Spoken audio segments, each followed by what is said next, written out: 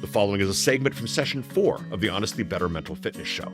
If you would like a list of all the segments and full sessions, please visit honestlybetterfitness.com/list. That's honestlybetterfitness.com/list. Welcome to LH Industrial's Honestly Better Mental Fitness.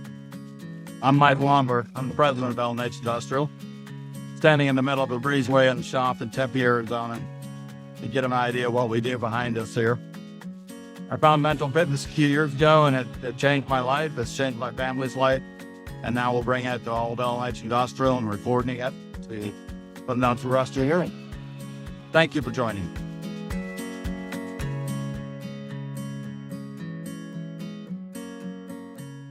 There was a dog I met a while back, and walked in the door, and most animals generally love me, and I'm very good with animals. And my sons walked into this friend's house, or my wife walked in, and the dog ran up, and then my sons walked in, and the dog ran up, and it was a happy dog. And then I walked in, and the dog like started cowering and runs into the corner like I just came in with a chainsaw and I'm gonna attack this dog.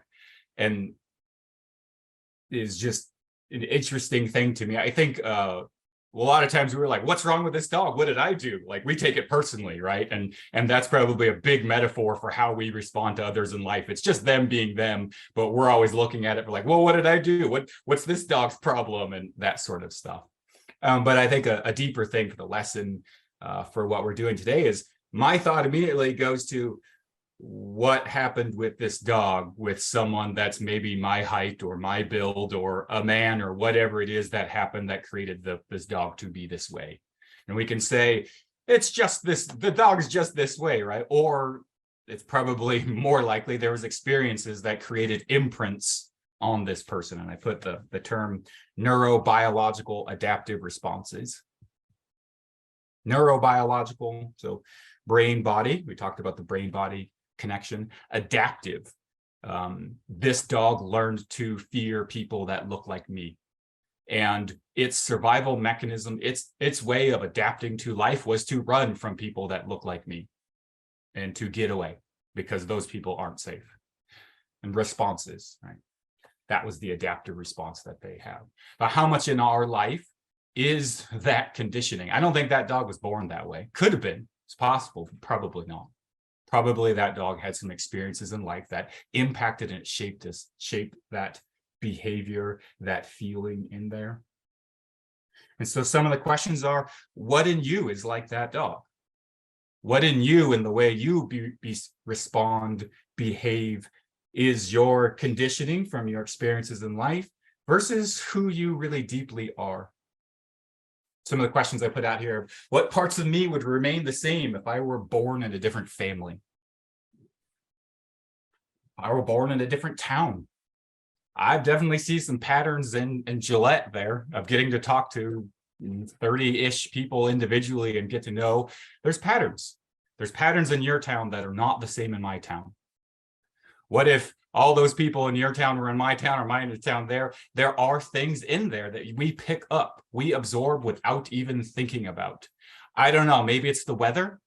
Maybe it's the people that were first there. Maybe it's a whole lot of different things, right? Or in a entirely different country. How radically different would we be if we grew up in the jungle on a culture that lives on the river and fishes for a living, right? A more agricultural, rural. How would we still feel, believe, and experience life the same the way we do now? And this is a bit of the mental fitness component in dividing, like, what is truly deep down me versus what is my conditioning? And if it's my conditioning, then I can change it. And if it's truly deep down me, then there's a level of honor it, be it, embrace it.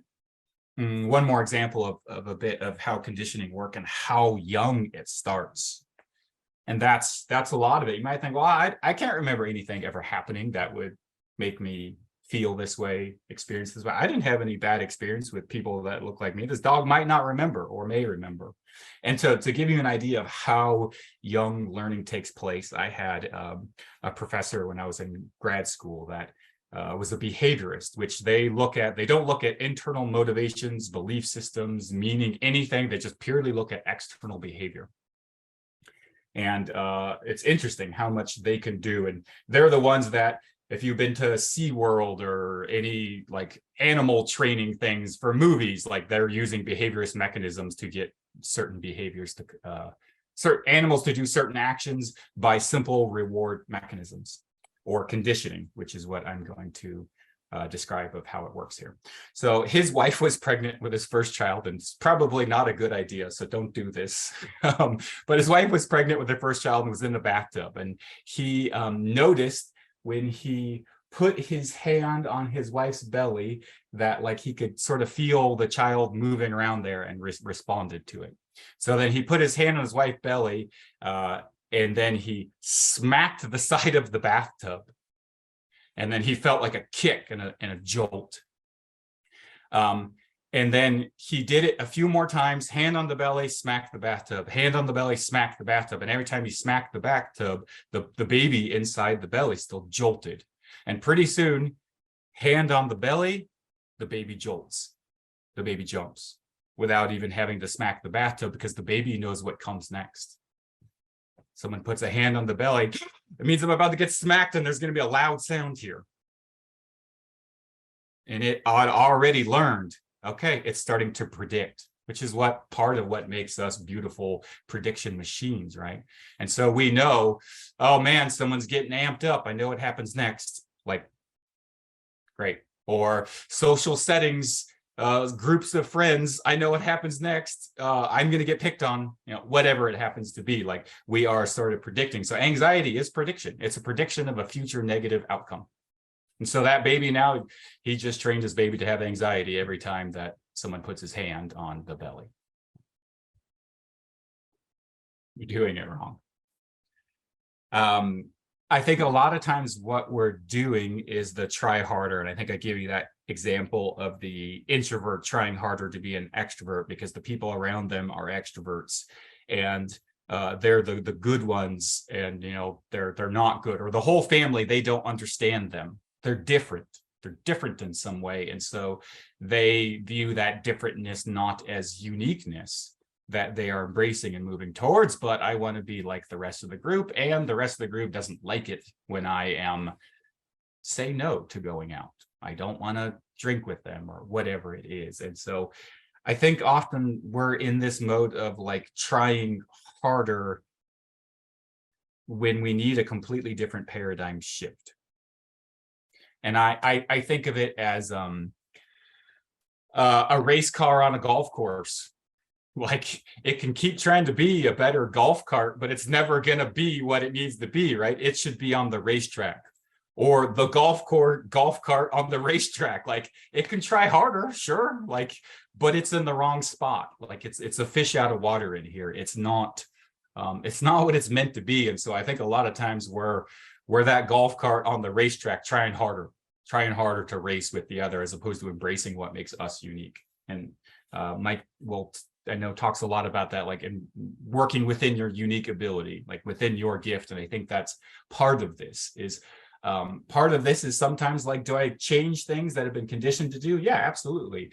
And a lot of the times it's accepting and embracing who we are is the change. The unique ability, I think that comes up pretty strong for me. I went through my unique ability about a year ago with strategic coach, 2 years ago, did a self-study on it. And I think, Travis, you'll have something to add to this. I think there's a culture in the United States where and definitely in my family, it's definitely from my dad, that you're going to find what you're not good at, and you're going to get really good at it, right? So you're going to spend an absorbent amount of time working on things that you're not good at. And that really is a United States attitude. And it came over from Europe originally. So the Europeans were very much that way. So your dad wouldn't be happy about what you're good at. He would find the 2 or 3 things that you're not good at and beat the hell out of you and make you spend an absorbent amount of time getting good at that.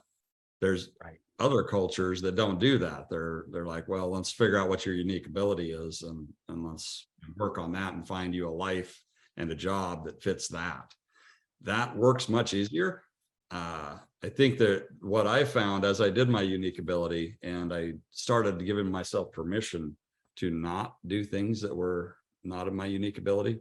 It was really a shift because I think we've all been programmed, especially in Wyoming. In Wyoming, you have to do everything yourself. So you've got to get up and do it. And that's still true. There's some things that I just have to do, right, that don't fit my unique ability. But what you find very quickly when you do this work is there's a ton of things that you're just doing because you feel like you're supposed to and you have to, and that's what's expected of you.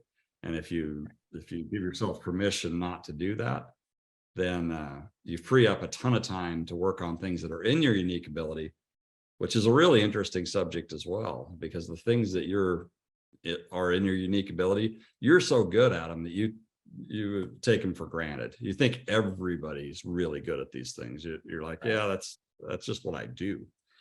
Once you realize that that's what people value you for, then and you start spending more of your time doing it, you're way faster at it, you're way better at it, people are loving it. And then you some of those things that aren't in your unique ability still need done. The trick is go find somebody that has those as a unique ability that would just love to take those off your plate and give those things to them, and then take the things that you want to do. And there's another interesting point in there, another interesting reason to figure out your unique ability is don't stop doing things that are in your unique ability. It'll make you miserable. So, keep doing, even if you think it's dumb and I shouldn't be doing that because it doesn't match my position or my job title or the fact that I'm the dad of the family. If you love doing something and it's in your unique ability, keep doing it. So as a subject I'm passionate about, and there's a lot there. And so I'm spending I used to spend 35% of my time in unique ability. Now it's 90 plus. And then I encourage all of my people to do the same. And it's changed my life. It's changed a lot of their lives. And we have resources. If anybody wants to do a deep dive on it, it's Unique Ability 2.0 from Strategic Coach that Stacy can hook you up with a copy of it, or you can buy it on Amazon. We probably got some copies floating around, but very powerful subject. That's great. I think some of what that is learning to embrace who you are. Yes. And it is not there's a few things that are coming to me of work that we've done of like, I don't know why I just can't concentrate, and I'm having trouble focusing, and I'm here to work on my focus. And it's like, well, you're a physical moving action person trying to do computer desk work. Like, that's not the right place. And so this is the try harder. I think we're like, I don't know what's wrong with me. I'm broken. I can't focus. I probably need some medication or something like that. Right. And it's like, no, you're just in the wrong spot. Go move to the unique ability, the thing that you enjoy, and it feels effortless. It's not to say that all life is always effortless and there's never hard work or anything like that in there.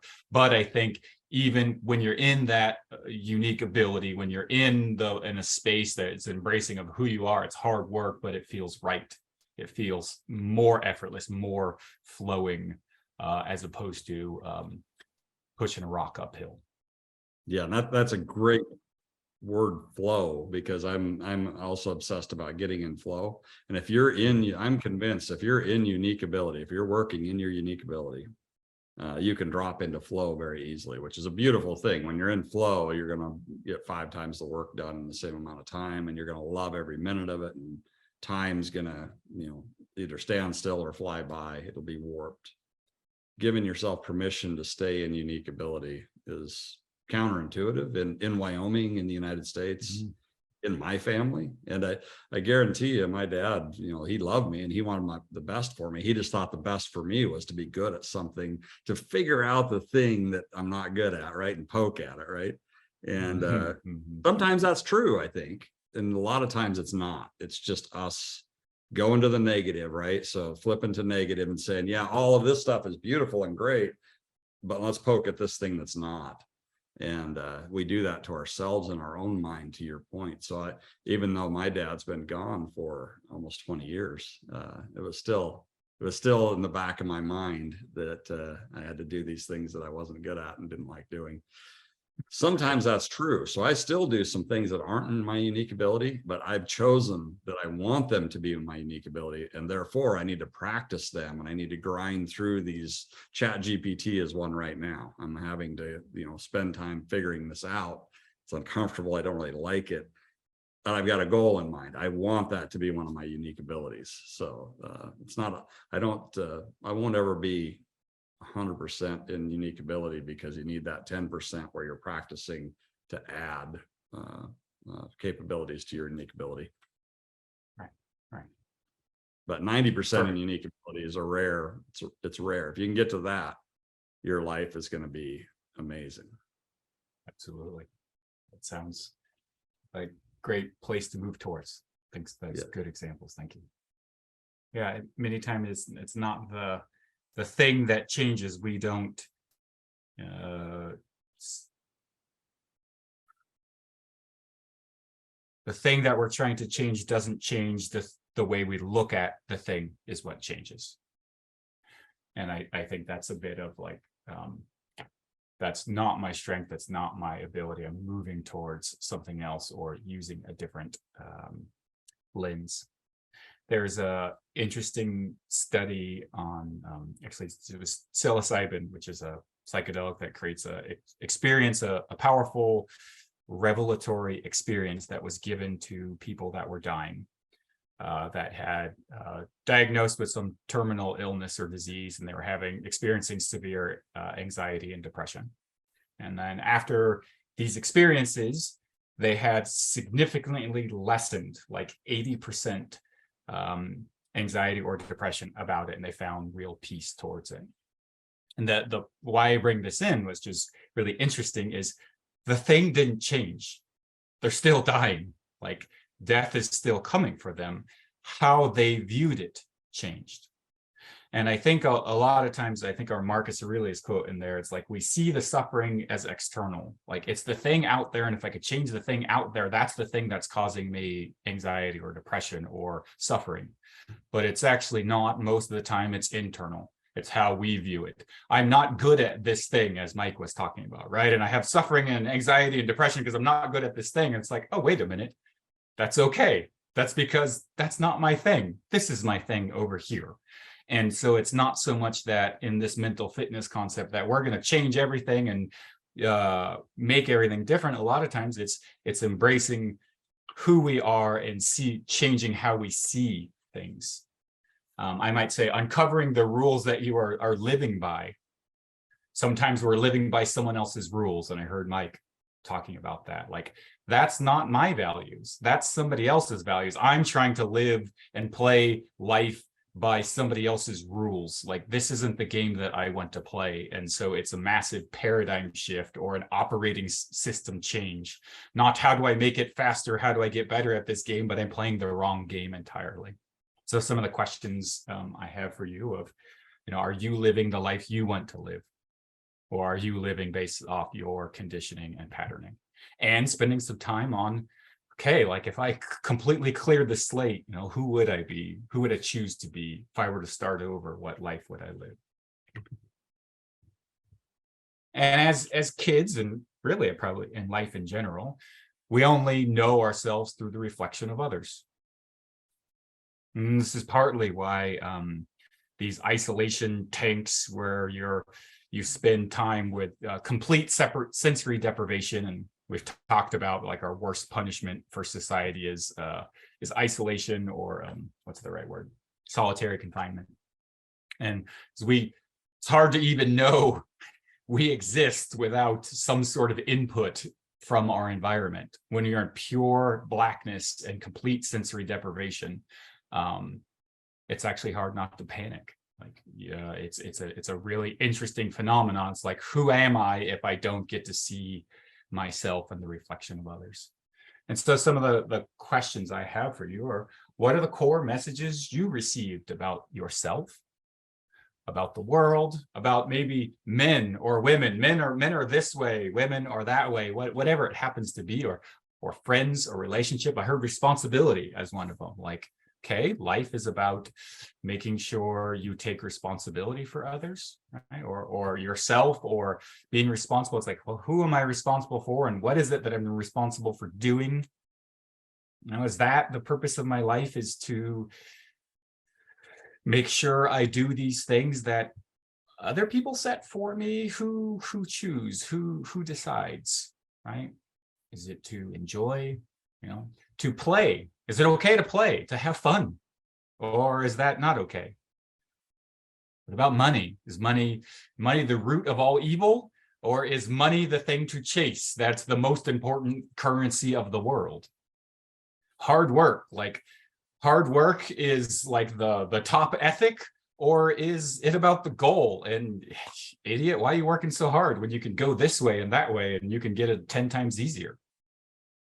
Like, these are the invisible beliefs that we carry. Learned responses, how we respond to anger. Is anger a tool? Like, anger is the tool? Someone's not doing something, you get angry? Or is anger bad? And anger is not okay. And if you show anger, then you're going to go off by yourself, because that's not okay. Discomfort. Oh, you're feeling bad? Here's have a snack. You're feeling bad? Here, come watch some TV. You're feeling bad? Oh, let me make you feel better. Like, is it okay to sit in discomfort? What about silence? What about insults? If someone insults you, what are you supposed to do? Take it, turn the other cheek, or you better get out there and fight. You can't let somebody do that to you. Hurt, sadness, is it okay to cry? Is it okay not to cry?